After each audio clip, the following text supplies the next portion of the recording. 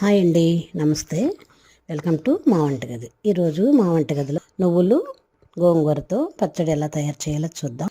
ఇది ఫ్రిడ్జ్లో పెట్టకుండానే బయట పెట్టిన 10-15 రోజుల వరకు నిల్వ ఉంటుంది. దాన్ని ఎలా ప్రిపేర్ చేసుకోవాలో చూద్దాం. స్టవ్ పై పాన్ పెట్టుకొని 2 టేబుల్ స్పూన్ల ఆయిల్ వేద్దాం.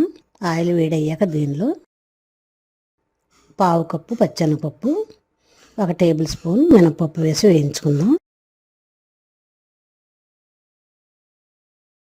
ఇది బాగా వేగిన తర్వాత 1 అరకప్పు నువ్వులు కూడా వేసి వేయించుకుందాం.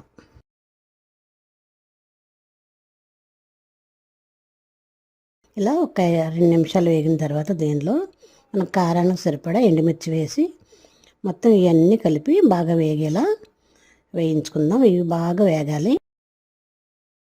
నువ్వులు కలర్ మారిన తర్వాత మారితే అప్పుడు బాగుంటుంది. ఇప్పుడు ఇలా బాగా వేగిన తర్వాత వీటిని ఒక ప్లేట్లో తీసుకొని ఇదే నూనెలో మనం ముందుగా కడిగి ఉంచుకున్న ఒక 2 కట్టల గోంగూర వేద్దాం. శుభ్రం చేసిన గోంగూరని ఇదే నూనెలో వేసి వేయించుకుందాం. నేను కొద్దిగానే చేస్తున్నానండి, మీరు కావాలంటే ఎక్కువగా చేసుకోవచ్చు. ఇప్పుడు గోంగూర వేగుతుండగా ఒక మిక్సీ జార్ తీసుకొని దానిలో ముందుగా వేయించుకున్న నువ్వులు, ఎండుమిర్చి వేసి రుచికి తగినంత ఉప్పు కూడా వేసి మిక్సీ చేద్దాం. ఇది అలా చేయగా వచ్చిన నువ్వుల పొడి. దీనిలో చిన్న నిమ్మకాయ అంత చింతపండు, ఒక 5-6 వెల్లుల్లి రేకలు కూడా వేసి మరొకసారి మిక్సీ పడదాం. ఇది చింతపండు వేసిన తర్వాత వచ్చిన నువ్వుల పొడి. దీనిలో ముందుగా వేయించుకున్న గోంగూర కూడా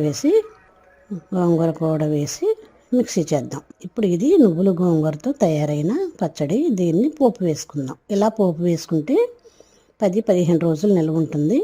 స్టవ్ పై అదే పాన్ పెట్టుకొని 1 టేబుల్ స్పూన్ నూనె వేసి దానిలో మెంతులు, ఆవాలు, జీలకర్ర, పచ్చిశనగపప్పు, మినపప్పు, ఎండుమిర్చి, కరివేపాకు, వెల్లుల్లి కూడా వేసి బాగా వేయించుకుందాం. ఇలా వేగిన తర్వాత దీనిలో మనం ముందుగా ప్రిపేర్ చేసుకున్న ఈ పచ్చడిని వేసి ఒక 2 నిమిషాలు బాగా కలిపేలా కలుపుకుందాం. ఇది నూనెలో బాగా కలవాలి. పచ్చడిలో ఉన్న చెమ్మంతా పోతుంది కాబట్టి ఈ పచ్చడి 10 రోజుల పైనే నిల్వ ఉంటుంది. ఫ్రిడ్జ్లో పెట్టక్కర్లేదండి.